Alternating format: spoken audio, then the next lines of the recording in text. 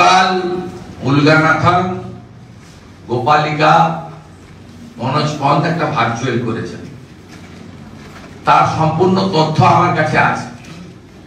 সেখানে তারা বলেছেন যে আমরা আজ সকালে এসপি দেবো, এসপি দিয়েছেন এবং প্রথম আমি পেয়েছি।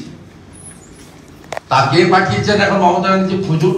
উনি তো 147 জন লেডি কনস্টেবলকেও ট্রান্সফার করে দিয়েছেন, তারা বিজেপি কে নাকি তথ্য ট্রান্সফার করছেন। এই ভূত দেখতে থাকুন সকাল থেকে রাত্রি। তা এই টাকাটা লোন করে রাজ্য সরকার দিচ্ছে, রাজ্য সরকারকে শেষ করে দিচ্ছে আমাদের রাজ্যের আর্থিক অবস্থা। পরবর্তী ফাইন্যান্সিয়াল ইয়ারে কোনো লোন আর পাবেন না এফআরবিএম অনুযায়ী।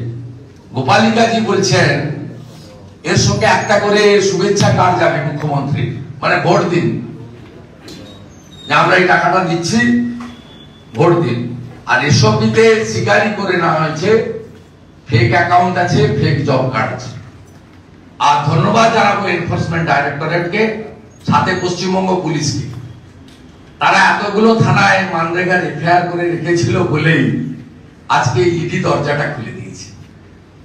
এই দরজা যখন খুলেছে তখন অনেক দরজা আস্তে আস্তে খুলতে খুলতে তারা যাবে এবং গোটা পশ্চিমবঙ্গ জুড়ে মানি লন্ডারিং যেভাবে হয়েছে মানরেগাতে, তাতে জ্যোতিপ্রিয় মল্লিক আর মাকিবুর রহমানদের মতো অনেকেরই ব্যাগ গোছানোর সময় হয়ে এসেছে। কিন্তু তৃণমূল কংগ্রেস বলছে কালকে আপনি দিল্লিতে গিয়ে ধমকানি চমকানি দিয়েছেন। শশী পাজা বলেছেন যে আপনি যে কারণে এই আজকে ইডি রেড সকাল থেকে দেখা গেছে। শশী পাজা দপ্তরি দুর্নীতিতে যুক্ত। আবারও বলি, ভালো পরিবারের আমি একজন সম্মানীয় মহিলা। আপনার পিএর সঙ্গে প্রমোদ আগরওয়ালের যে সম্পর্ক, আইসিডিএস এর টেন্ডার নিয়ে যে কেলেঙ্কারির কাগজ আমাদের হাতে আছে, দয়া করে বেশি ঘাটাবেন না। আপনার অবস্থা পার্থ চ্যাটার্জি, জ্যোতিপ্রিয় মল্লিক, সুজিত ঘোষ, রথিন ঘোষ, ফিরাজ আহমেদ থেকেও খারাপ হয়ে যাবে। শুভেন্দু মুখ্যমন্ত্রী দাবি করছেন বাজেটের কারণে তিনি দিল্লি যাননি, আর অন্য কোনো কারণে। আঙ্গুর ফল টক। উনি দিল্লিতে অ্যাপয়েন্টমেন্ট চেয়েছিলেন অনেক বিশিষ্ট ব্যক্তিদের, কেউ অ্যাপয়েন্টমেন্ট দেয়নি। তাতে ইন্ডি না পিন্ডি আছে তারাও দেয়নি, আর ভারত সরকার যারা চালাচ্ছেন তারাও দেয়নি। মমতা ব্যানার্জির সঙ্গে বসে সময়ে অপব্যবহার করতে কেউ রাজি না।